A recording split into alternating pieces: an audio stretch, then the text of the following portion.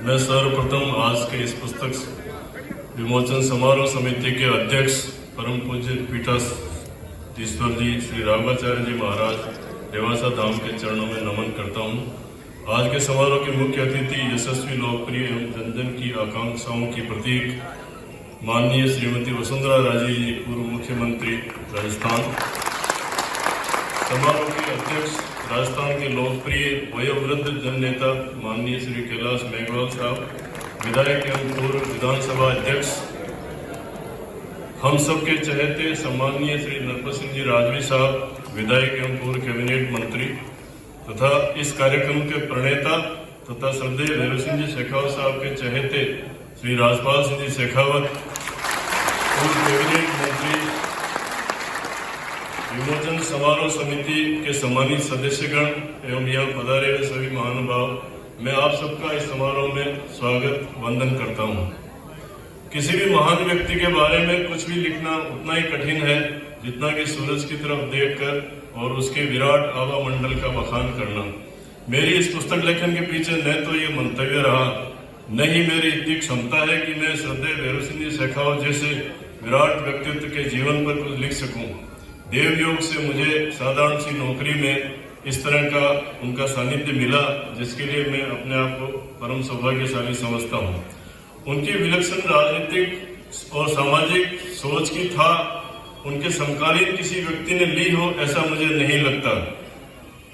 यही वजह रही कि इस पुस्तक लेखन में मैंने अपना प्रयास भी यहीं तक सीमित रखा कि उस विराट व्यक्तित्व के अंदर विद्यमान एक जमीनी व्यक्ति की छोटी छोटी बातों को इसमें शामिल कर सकूं और उन्हें तमाम उम्र इतनी ऊंचाई की उड़ान भरने के बावजूद जमीन व आम आदमी से जोड़कर रख सके। वे स्वयं एक आम इंसान ही थे, सभी मानवीय रिश्तों और उनके प्रति हृदय की कोमलता का भाव लिए हुए जीने वाले आम इंसान, जिन्होंने साधारण होते हुए भी असाधारण तरीके से लाखों लोगों का जीवन बदल दिया। वे कहते थे कि किसी भी परिस्थिति में दो व्यक्तियों के बीच में संबंधों का तार हमेशा जुड़ा रहना चाहिए, चाहे उसमें गांठ पड़ जाए परंतु करंट पास होता रहना चाहिए, क्योंकि परिस्थितियां बदलती रहती है, मनुष्यता कभी नहीं बदलती है। ये उनका एक बहुत अच्छा पोर्टेबल कोड था। राजस्थान में तो सार्वजनिक जीवन में मुझे नहीं लगता कि कोई ऐसा व्यक्ति हो जो ये कहे कि मैं कभी शेखावत साहब से मिला ही नहीं या उनको जानता ही नहीं। आप किसी से भी बात कर लीजिए, वो एक आधा किस्सा उनके बारे में सुना देगा। और अगर इन सब किस्सों को संकलन किया जाए तो न जाने कितनी किताबें उनके लिए छप जाएगी। पर केवल संस्मरण सुनाने के लिए पुस्तक लिखना मेरा मंतव्य कभी नहीं था। मुझे जिस एक तथ्य के कारण ये किताब लिखने की प्रेरणा मिली तथा जिसने मुझे बाध्य किया इसके लिए, वह था उनका आजादी से पूर्व कुछ वर्षों तक ठिकाना सीकर की पुलिस सेवा में जो नौकरी की उसका ब्यौरा, जिसको लेकर जनमानस में कई तरह की भ्रांतियां पैदा हुई कि वो किस तरह उन्होंने ज्वाइन किया, किस तरह उन्होंने नौकरी की, किस तरह उन्होंने नौकरी छोड़ी। इस बारे में कई सारी भ्रांतियां जनमानस में विद्यमान है। उन्होंने 11 मई 1942 को 19 वर्ष की उम्र में, आज से ठीक 80 साल पहले, असिस्टेंट सब इंस्पेक्टर के पद पर 25 रुपए महीने में नौकरी शुरू की थी और 23 अक्टूबर 1948 को वो सब इंस्पेक्टर के पद से सेवानिवृत्त हुए। उनकी इस पुलिस में की गई नौकरी व उसे छोड़ने के बारे में न जाने कितनी तरह की बातें गपशप के माध्यम से विद्यमान है। कुछ पिछले सालों में जो सोशल मीडिया का प्रादुर्भाव हुआ है, उसके बाद तो इस तरह की गपशप की बाढ़ सी ही आ गई है। आप YouTube पर देखिए, न जाने कितने वीडियोस हर 2-4 महीने में अपलोड होते हैं, जिसमें कई तरह के मसाले लगाकर ये बात कही जाती है कि उन्होंने ये कर दिया, वो कर दिया, उनको नौकरी से निकाल दिया गया। और उन्होंने कभी अपने जीवन काल में इन चीजों का प्रतिकार नहीं किया सार्वजनिक रूप से, क्योंकि उस वक्त इस तरह का मीडिया विद्यमान भी नहीं था। परंतु 2007 में राष्ट्रपति चुनाव के टाइम जब उनके राजनीतिक विरोधियों ने इस तरह का एक कुप्रचार किया कि उन्होंने अंग्रेजों की पुलिस में नौकरी की और जनता पे जुल्म किए और उन्हें भ्रष्टाचार के आरोप में बर्खास्त कर दिया गया था, उस दिन उन्होंने अपनी विशाल लाइब्रेरी से अपनी सर्विस बुक निकाल के जग जाहिर की। इस सर्विस बुक में उपलब्ध सेवा विवरण व वक्त के सीकर ठिकाने के पुलिस अधीक्षक व सीनियर ऑफिसर्स के बीच में उनके बारे में जो कॉरेस्पॉन्डेंस हुई, उनका जो नौकरी छोड़ने के बारे में हस्तलिखित त्याग पत्र, उनका डिस्चार्ज सर्टिफिकेट व सारी एंट्री पोस्टिंग की सभी उसमें सेवा जो पुस्तिका उसमें विद्यमान थी, उन सब में कहीं पर भी किसी प्रकार की उनके खिलाफ कोई चार्जशीट या उनको कोई सजा देने का कोई जिक्र कहीं पर भी नहीं है। बल्कि उन्हें 1946 में पुलिस अधीक्षक के रिकमेंडेशन पे out of turn sub inspector promote किया गया था। मैं तत्कालीन सीकर के पुलिस अधीक्षक श्री चांद बिहारी लाल का 16 दिसंबर 1946 को सीनियर ऑफिसर सीकर को लिखे हुए एक लेटर का अंश पढ़ना चाहूंगा, जिसमें वो अपने अधीनस्थ सभी असिस्टेंट सब इंस्पेक्टर्स के गुणावगुण की चर्चा करते हुए इनके बारे में कहते हैं, सुनिएगा। Next comes ASI Bhairav Singh. He is a young man of 23. He stood first in the local examination of law and has earned 13 good entries against nil bad in the short period of 3 years service. Out of 13 entries, 7 are first class, 4 carry case rewards. He has accounted for quite a number of robberies and bad characters, and what I have seen of him personally, I find decidedly the best of the entire cadre of assistant sub inspectors. And it will not be an exaggeration to say that he is better than most of the sub inspectors in the civil police. I therefore recommend that he may be appointed on the newly created post of sub inspector in the reserve force Sikar with effect from 15 December 1946. इस सिफारिश के आधार पर उन्हें 15 दिसंबर 1946 से sub inspector के पद पर out of turn promotion दिया गया, परंतु उनका मन इस नौकरी में ज्यादा नहीं रहा और उन्होंने 20 अक्टूबर 1948 को ये नौकरी छोड़ने का निर्णय लिया और अपना हस्तलिखित त्याग पत्र सीनियर ऑफिसर सीकर को पेश किया। उनका स्वयं का लिखा हुआ त्याग पत्र है, सुनिएगा। To the senior officer Sikar, Sir, I respectfully beg that I am getting a good chance elsewhere, and I feel that for my future prospects, I should not miss the chance, as I don't see any wider scope in putting with the Thikana services with such a low pay in a small sphere. Under these circumstances, I tender my resignation and hope that you would kindly do me a favor by accepting it as soon as possible, keeping in view the meritorious services rendered by me in the remote past.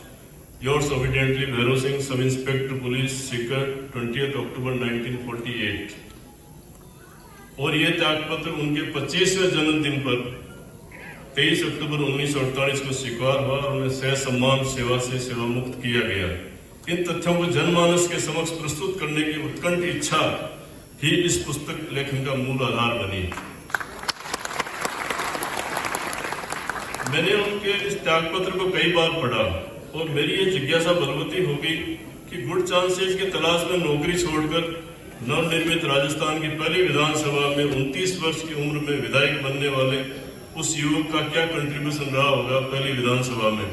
तो मैंने सन 1952 से 1957 तक जो विधानसभा की proceeding थी उनका अध्ययन किया, तो मैंने पाया कि 22 रजवाड़ों को मिलाकर जो राजस्थान बना था उसमें land revenue act, tenancy act, जागीरी उन्मूलन से संबंधित सारे कानून में कई सामाजिक मुद्दों पे जो कानून बने, उन सब में अगर किसी व्यक्ति का, किसी विधायक का मुखर स्वर उभर के आता है तो वो उस युवा विधायक का था जिसने पुलिस की नौकरी छोड़ के एक विजन के साथ में और विधानसभा में प्रवेश किया था। तो उनके भाषण जो है वो आपके पढ़ने लायक है। मैंने उन सभी महत्वपूर्ण भाषणों का संकलन करके और उन्हें उपराष्ट्रपति भवन में पेश किया। वो बोले क्या है? मैंने कहा सर मेरे जन्म से पूर्व के आपके भाषण है। तो उन्होंने 2-4 दिन उनको पढ़ के और वो स्वयं में मेरा जो ऑफिस था पीछे उसमें पधार गए हाथ में फाइल लेके और वहाँ सोफे पे विराज गए और फिर बोले यार तुम तो मेरी बहुत सी यादें ताजा कर दी। फिर वो बताने लगे कि किस तरह से जब पहला चुनाव हुआ तो उसमें ऊंट पे चढ़ के हम गांव-गांव जाते, गांव में प्रचार करते, वहाँ निर्वाचन विभाग की एक गाड़ी आती, वो घोषणा करती, फिर वहाँ वोट पड़ते, फिर अगले गांव में जाते, खोपरा और ये गुड़, चना और मूंगफली साथ रखते, वही भोजन था, वही नाश्ता था। और 1 महीने में चुनाव संपन्न हुआ और वो दाता रामगढ़ से विधायक चुनकर विधानसभा में उन्होंने प्रवेश किया।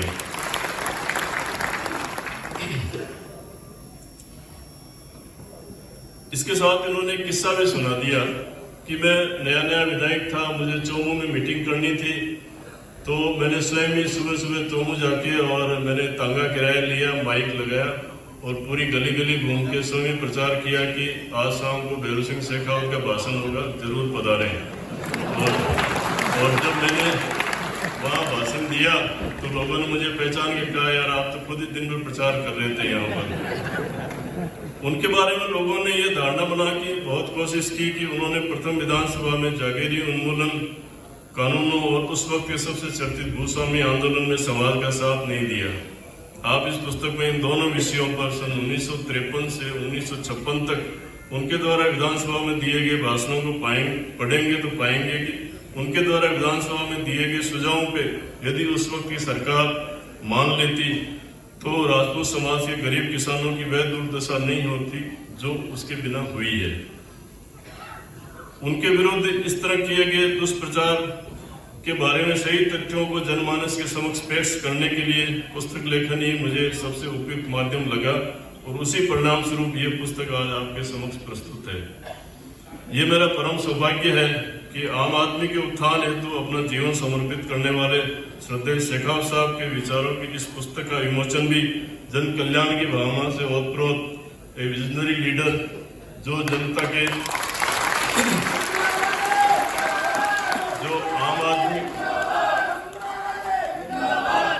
एक विजनरी लीडर जो के कमलों से होने जा रहा है, जिनमें आम आदमी के सपनों को हकीकत में बदलने की अद्भुत क्षमता है। श्रद्धेय भैरू सिंह जी तथा आपके प्रति श्रद्धा व अटूट विश्वास का ही परिणाम है कि पुस्तक विमोचन जैसे समारोह में ये अपार जन समूह साक्षी होने जा रहा है। ये एक ऐतिहासिक क्षण है। मैं निश्चित भाव से आपका आभार प्रकट करता हूँ। आयोजन समिति के सभी सम्मानित सदस्य के आशीर्वाद से मैं अभिभूत हूँ तथा आज इस समारोह में पधारे हुए आप सभी अतिथिगण का मैं हमेशा ऋणी रहूंगा कि आप सबने यहाँ पधार कर मुझे आशीर्वाद दिया। धन्यवाद। जय भारत। बहुत बहुत धन्यवाद श्री बहादुर सिंह राठौड़ साहब के प्रति। और अब जिस पुस्तक की महिमा हम सभी लोगों ने सुनी और हम सब जिसकी प्रतीक्षा कर रहे हैं कि श्रद्धेय आदरणीय वसुंधरा राजे जी के हाथ से यह पुस्तक विमोचित हो, मैं सम्माननीय अतिथिवृंद से प्रार्थना करता हूँ धरतीपुत्र भैरू सिंह शेखावत इस पुस्तक का विमोचन करने की कृपा करें। आदरणीय अतिथिवृंद RJ 14 CG 7962 मारुति अल्टो गलत पार्किंग है, कृपया तुरंत हटा करके कार्यक्रम को व्यवस्थित रखने में सहयोग करें। 7962